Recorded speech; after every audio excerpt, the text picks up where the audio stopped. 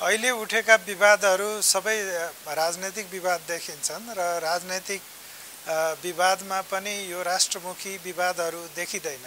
यो चाहिँ नेकपा पार्टीभित्रको जुन एउटा आन्तरिक कलह छ हो त्यो कलह विभिन्न रूपले देखा परेको देखिन्छ। अब कतिपय कुराहरू नियुक्तिदेखि लिएर यो जुन भागभण्डाको राजनीतिसँग पनि सम्बन्धित होला, तर सामान्यतः यो सबै आन्तरिक विषय हो। मलाई लाग्दैन यो राष्ट्रिय राजनीतिका कारणले गर्दा यो विवादहरू आएको जस्तो लाग्दैन।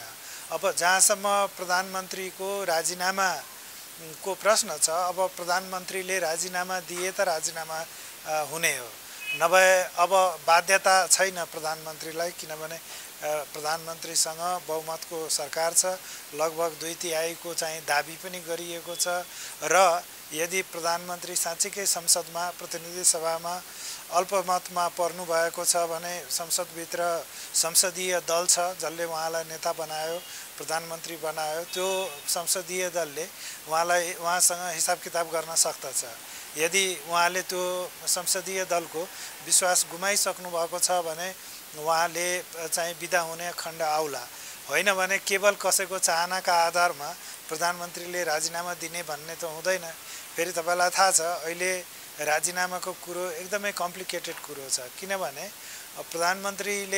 प्रधानमन्त्रीसँग बहुमत पनि छ र उहाँलाई हटाउनका लागि यदि त्यो बहुमतलाई भङ्ग गर्ने हो भने त्यो गर्ने प्रक्रियामा वैकल्पिक प्रधानमन्त्री पनि तयार गर्नुपर्छ, अविश्वासको प्रस्ताव हाउसमा लग्नुपर्छ।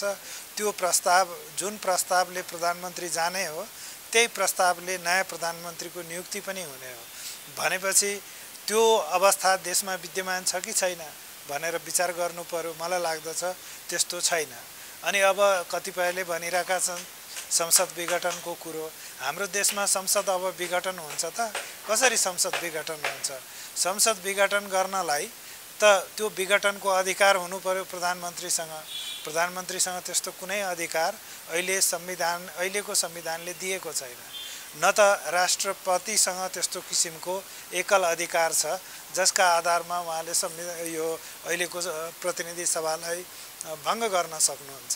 त इभेन तपाईको संसद भङ्ग गर्ने कुरा पनि यो चाहिँ केटाकेटी कुरा हो, किनभने नेपालको संसद भङ्ग हुने संसद होइन।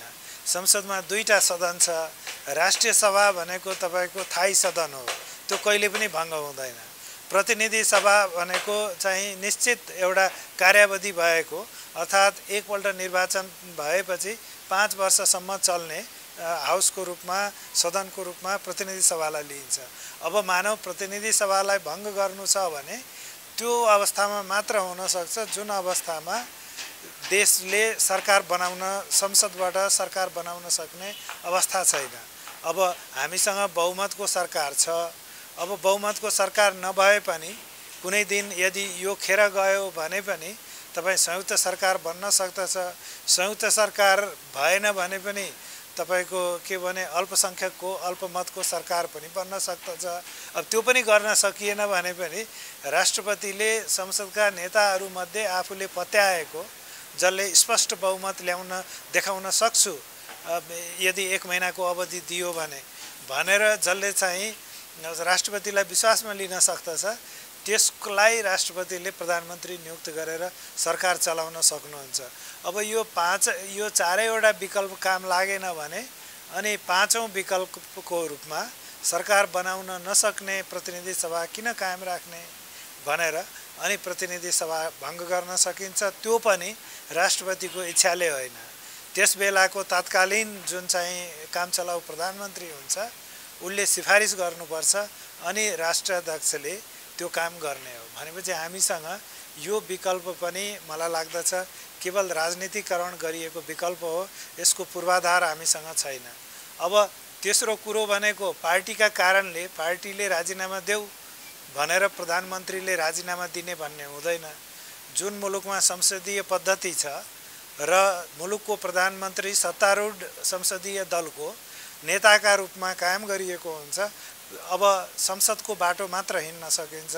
पार्टीले त राजीनामा माग्ने, दुःख दिने, केरकार गर्ने, अप्ठ्यारो पार्ने यी सबै कुराहरू गर्न सक्दछ। पार्टीले विग्रह पनि ल्याउन सक्दछ, पार्टी भाँचिन पनि सक्दछ, टुट्न पनि सक्दछ, तर त्यो गर्नलाई पनि एउटा मापदण्ड छ कानुनको। तपाईँ नेकपाको केन्द्रीय समितिले 40% चाहिँ एउटा हैसियतले पार्टी भङ्ग गर्न सक्दछ। अनि त्यति गरेर मात्र होइन, अनि सँगसँगै जुन पार्लियामेन्ट्री पार्टीको नेता हो प्रधानमन्त्री, त्यो पार्टीको पनि 40% चाहिँ त्यतापट्टि लाग्नु पर्यो। अनि दुवैले वैधानिक आफ्नो मत दियो भने अनि प्रधानमन्त्री फेरिने अवस्था हुन्छ। तर पनि उछिटिएको पार्टीमध्ये या भइरहेको पार्टीमध्ये प्रधानमन्त्री बलियो नै हुनुहुन्छ भने कोलिसन गर्ने उहाँको अधिकार त छँदैछ, जो उहाँले जहिले पनि गर्न सक्नुहुन्छ। भनेपछि यी कुराहरू राजनीतिक कुराहरू हुन्, घर झगडाको कुरो हो, पार्टीभित्रको कुरो हो। संविधानले जुन स्थिर सरकारको एउटा प्रारूप सिर्जना गरेको छ, त्यो स्थिर सरकारको प्रारूपले प्रधानमन्त्रीलाई मलजल गर्दछ। त प्रधानमन्त्रीले यदि सरकार यदि कुनै हिसाबले जाने हो भने प्रधानमन्त्रीको असक्षमता संसदमा प्रमाणित हुनु पर्यो। त्यो भनेको संसदीय प्रक्रिया हो, पार्टीको प्रक्रिया होइन। मलाई लाग्दछ यसबारेमा स्पष्ट हुन सकिन्छ।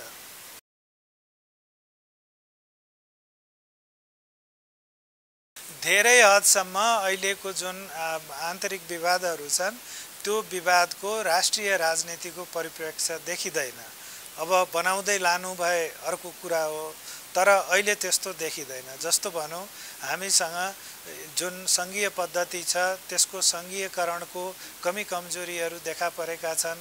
त्यो पार्टीले त्यसलाई आधार बनाएको छैन। प्रधानमन्त्री विरुद्धको आफ्नो जुन जिहाद छ त्यसमा संवैधानिक मसला थप्न सकेको छैन। हामी देख्दछौँ समावेशीकरणको देशमा एउटा ठुलो एजेन्डा छ र हामी जुन किसिमले समावेशीकरणको एजेन्डामा जाँदैछौँ त्यो पनि असाध्यै धीमा छ। त्यसमा गर्नुपर्ने कुराहरू धेरै छन्, पार्टीले त्यसलाई एजेन्डा बनाएको छैन। देशमा कोरोनाको महामारी छ र त्यो महामारीको कारणले गर्दा चाहिँ हजारौँ मान्छेमा असर परेको परिस्थिति छ। स्वास्थ्य सम्बन्धी अधिकार जुन संविधानले प्रत्याभूत गरेको छ हो त्यसले चाहिँ निकास पाएको छैन। हामीसँग अझसम्म यत्रो कोरोनाको सङ्क्रमण सुरु भएको तपाईँ देख्न सक्नुहुन्छ, बुझ्न सक्नुहुन्छ। 10 महिना 11 महिना भइसक्यो। आजका मितिसम्म पनि त्यसलाई कसरी ह्यान्डल गर्ने भन्ने बारेमा एउटा समग्र एकीकृत कानुन चाहिँ आउन सकेको छैन। अध्यादेश सरकारले ल्याउन सकेको छैन, त्यो पनि पार्टीले भन्न सकेको छैन। हाम्रो देशमा गभर्नेन्सका समस्याहरू छन्, तपाईँ बढ्दै गएको छ। त्यस्तै हामीले देख्दछौँ करप्सनका कुराहरू छन्, यत्रो भ्रष्टाचार को बारेमा चाहिँ पार्टी चुप लाएर बसेको देखिन्छ। अनि अब सुशासनका कुराहरू छन्, आर्थिक क्षेत्रमा मात्र होइन चाहिँ प्रशासनिक क्षेत्रमा पनि अब यसमा पनि चुप लागेको देखिन्छ। अनि पार्टीले राजनीति गर्नलाई ठुलो इस्यु, ठुलो डुङ्गा, यदि प्रधानमन्त्रीको डुङ्गाभन्दा पार्टीको डुङ्गा ठुलो छ भने पार्टीले तर्न सक्दछ खोलो। यहाँ त पार्टी आफै डुब्ने स्थिति देख्दछु म। त यो के हो भने सानातिना खिचलोहरू अनि भागभण्डाका कुराहरू, नोकरीको कुराहरू, सरुवा बढुवाको कुराहरू, 2-4 पैसा कहाँबाट कसरी खाउँ, कहाँबाट ल्याउँ भन्ने कुराहरू र कसरी चाहिँ एउटा प्रधानमन्त्रीलाई जवाबदेही बनाउने संसदप्रति भन्ने भन्दा पनि कसरी पार्टीले चाहिँ प्रधानमन्त्रीलाई नचाउने भन्ने हिसाबका यो उग्र साम्यवादी चिन्तनले देश चल्न सक्दैन। हेर्नुहोस्, त्यसको कानुनी आधार पनि छैन, त्यसको चाहिँ हामीसँग संवैधानिक आधार पनि छैन। जुन एउटा नैतिक प्रजातान्त्रिक आधार हो त्यो पनि पार्टीको म कमजोर देख्दछु। त्यसको अर्थ अहिलेको सरकारको समस्या छैन भनेको होइन। सरकारको प्रशस्त समस्याहरू होलान्, छन्, त्यसका बारेमा निदान खोज्नुपर्छ। तर त्यसको प्रक्रिया भनेको संसद हो र संसदको प्रक्रिया भनेको पारदर्शी पनि हुन्छ, संसदको प्रक्रियामा प्रतिपक्ष पनि हुन्छ, एउटा राष्ट्र समग्र रूपमा आफ्ना प्रतिनिधिहरू मार्फत उपस्थित भएको हुन्छ। अब ती सबै कुराहरू गर्ने गराउने ठाउँ पनि जहाँनिर कैफियत र जवाबदेहीको कुरा छ संसद नै भएको हुनाले अब पार्टीले त्यहाँ के गर्न सक्छ? पार्टीको झन्डा बोकेर संसदभित्र तपाईको कारबाही अगाडि बढाउन सकिँदैन। भनेपछि यी कुराहरूले पार्टीको इमेजलाई अझ एउटा के भने कमजोर बनाउँछ नै, हाम्रो जुन संवैधानिक पद्धति छ त्यसलाई पनि बलियो हुन दिँदैन।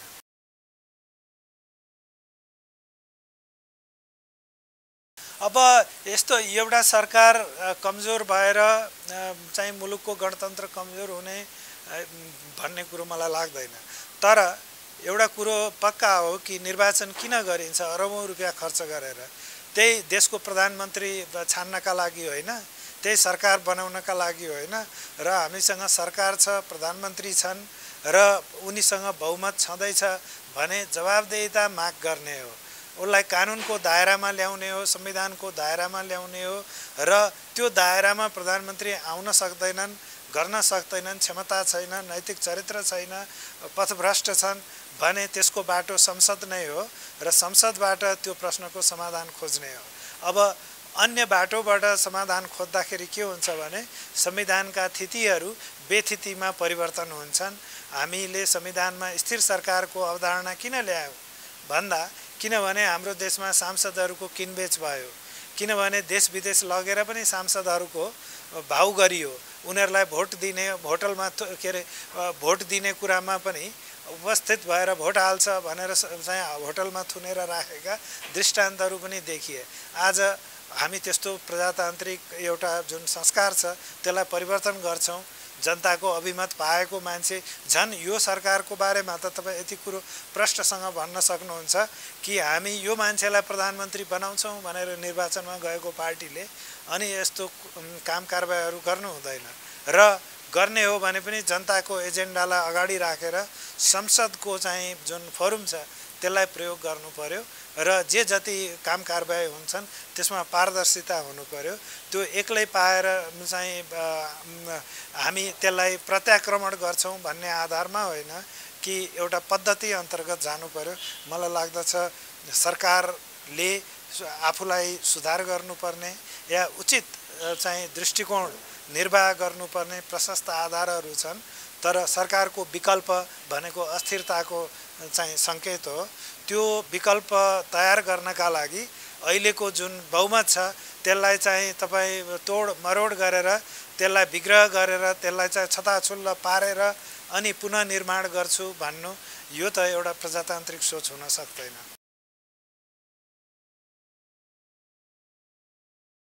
अब सत्ता टिकाउनलाई सकस हुने कारण के हो भने कि सत्ता पाएपछि बाँडीचुडी गर्नुपर्छ, भागभण्डा गर्नुपर्छ, जसरी भए पनि पैसा कमाउनुपर्छ, अर्को निर्वाचनको लागि व्यवस्था गर्नुपर्छ, कार्यकर्तालाई जागिर दिनुपर्छ भन्ने किसिमका जुन एउटा राजनैतिक संस्कृति हाम्रो देशमा विकसित हुँदै गयो। त्यस कारणले हो यदि सत्ताको प्रयोग चाहिँ स्रोत र साधनको जनताका लागि खर्च गर्ने र जनताका अवसरहरू सिर्जना गर्ने भन्ने पद्धति यदि कामयाब हुन सक्यो भनेदेखि निश्चित रूपमा त्यो चाहिँ एउटा पार्टी मात्र बन्ने होइन, एउटा सरकार मात्र बन्ने होइन, सम्पूर्ण देश बन्दछ। अब हाम्रोमा सत्ता किन टिकाउन सकिँदैन भने कि सत्ताले जनताभन्दा ठुलो कन्स्टिट्युएन्सी प्रति जहिले पनि निरीह भएर उभिनु पर्यो। त त्यो स्थितिले गर्दाखेरि सत्ता टिक्दैन, राजतन्त्र पनि टिकेन, किनभने उसले त्यो त्यस्ता कन्स्टिट्युएन्सीहरूलाई निर्वाह गर्नुपर्ने भयो जो चाहिँ केवल एउटा आम जनतालाई आश्वस्त गरेर मात्र हुँदैन थियो, त्यो चाहिँ देशी विदेशी लगायतका। त आज हामीसँग नयाँ संविधान छ, पुराना कुरा पुराना भए, अब नयाँ पद्धतिको निर्माणमा त जनमुखी हुनु पर्यो। अनि जनमुखी भनेको त सबैभन्दा जनमुखी भन्ने कुरोको आधार के संसद होइन? संसदमा जो छन् त्यहाँनिर आज पनि हामीसँग त्यति धेरै पार्टीहरूको प्रतिनिधित्व छ, समावेशी एउटा हामीसँग शासकीय पद्धति बनाइएको छ, त्यसका बारेमा कसैलाई चासो छैन। हामी यत्रो ढिलो भइरहेको छ, संविधान आएको 5 वर्ष भइसक्यो, हामी चाहिँ एउटा राजनीतिक संस्कृतिमा परिवर्तन देखिरहेका छैनौँ। जनतामा हिजो 5 वर्षको अगाडिको परिस्थिति र आजको परिस्थितिमा कहाँ हाम्रा इन्डिकेटरहरू चेन्ज भएको छ। नयाँ संविधानको पद्धतिले हामीलाई के कहाँ दियो भनेर देखाउने स्थितिमा पुगेन भने सरकार या अहिलेको पद्धति, हामी सरकारको मात्र कुरा होइन, यो सरकार त हजारवटा आउँछ जान्छ, तर सरकार त जहिले पनि हुन्छ नै। तर इस्यु के हो भने जुन जनताप्रतिको शपथ छ, जुन हामीले चाहिँ एउटा डेलिभरीको साइट छ हो त्यो डेलिभरीको साइटमा यदि कुनै उन्नति हुन सकेन भने मान्छेले भन्छन् कि यो जुनसुकै संविधान आए पनि के गर्ने, जति जोगी आए कानै चिरेका भने जस्तै त्यो दृष्टिकोण व्याप्त हुन जान्छ र त्यति समाजमा पेसिमिज्म हुनु भनेको मान्छेले कानुनप्रतिको व्यवस्थाप्रतिको आस्था हराउँछ, मान्छेले हतियार बोक्न सुरु गर्छन् र त्यस्ता काम कारबाहीप्रति आसक्त हुन्छन् जसले प्रजातन्त्रलाई टिक्न दिँदैन। त्यसो हुनाले प्रजातन्त्रकै हितमा पनि राम्रो सरकार र डेलिभरी गर्न सक्ने सरकारको आवश्यकता हुन्छ।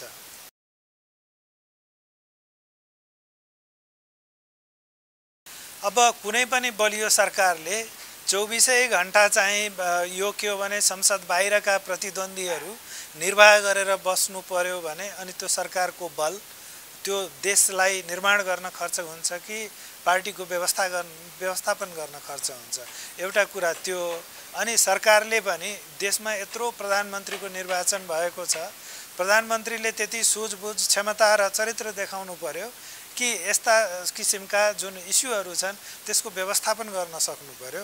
व्यवस्थापनका लागि कसैलाई दोष दिएर होइन, निकास खोज्नलाई आफू उद्यत हुनु पर्यो र त्यसलाई कसरी गराउने भन्ने बारेमा आफ्नो शक्तिको पूर्ण रूपमा प्रयोग गर्नु पर्यो।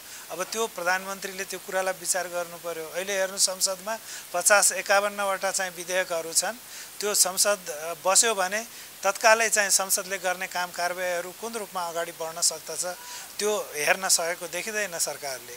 अब दुईपल्ट अगाडि पनि, यसभन्दा अघि पनि, त्यसभन्दा अघि पनि जुन एउटा अधिवेशन भयो पर्याप्त समय काम गर्न नपाइकन बिदा भयो। बजेट अधिवेशनको कुरा पनि त्यही नै हो, अघिल्लोको कुरा पनि त्यही नै हो। आज पनि हामीसँग यति धेरै विधेयकहरू छन्, राजनीति हुन्छ, संसदमा मान्छे उपस्थित हुँदैनन् र संसदले काम गर्न पाएकै छैन। अनि ती कानुनहरू बनेनन् भने सङ्घीयताको जुन हामी देशमा एउटा मौलिक परिवर्तन भनेर जुन गरिएको छ अब त्यसले राम्रो एउटा बाटो लिन सक्दैन। कतिपय प्रदेशहरूको गुनासो छ, हामीलाई सरकारले कानुन बनाइदिएन, हामीलाई नीति बनाइदिएनन्, हामीले काम गर्न पाएनौँ, चुनाव आइसक्यो, हामीले जनतालाई कसरी फेरि मुख देखाउने। यत्रो पावर भएर पनि हामीसँग पैसा भएन, पावर भएर पनि हामीले डेलिभर गर्न सकेनौँ।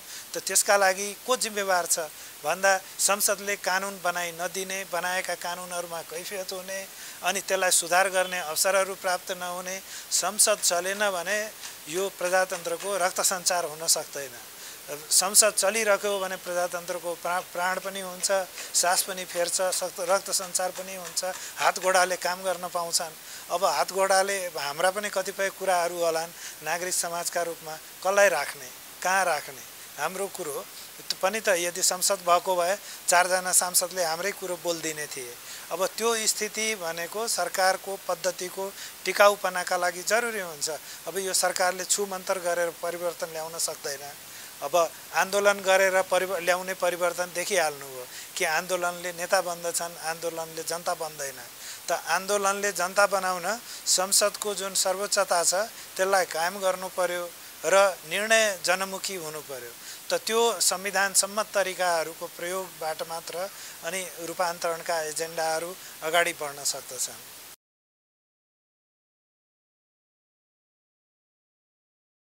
अब राजनीतिमा हेर्नुस् एउटा हुन्छ कि भन्दै एउटा बाटो हुन्छ, त्यो चाहिँ त्यसको निकास पाइन्छ किनभने त्यसको उद्देश्य हुन्छ, त्यसका बारेमा सिद्धान्तहरू हुन्छन्, विवेक हुन्छ, प्रक्रिया हुन्छ, पद्धति हुन्छ र छिनोफानो हुन सक्छ।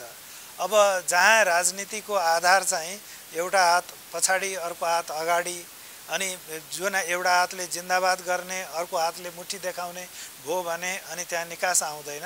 मलाई लाग्दछ नेकपा एउटा चाहिँ प्रोमिसिङ पार्टी हो, यसले चाहिँ राम्रो काम गर्न सक्दछ, तर त्यो जनताको शक्तिलाई कसरी च्यानलिङ गर्ने भनेर सोच्नु पर्यो र केवल आफूलाई केन्द्रमा राखेर यदि राजनीति गरियो भने निकास पाउँदैन। केन्द्रमा बस्ने मान्छेहरूको निर्वाचन भइसकेको छ, उनीहरूको शक्ति स्थापित भइसकेको छ, कुर्सी एकदम थायी भइसकेको छ।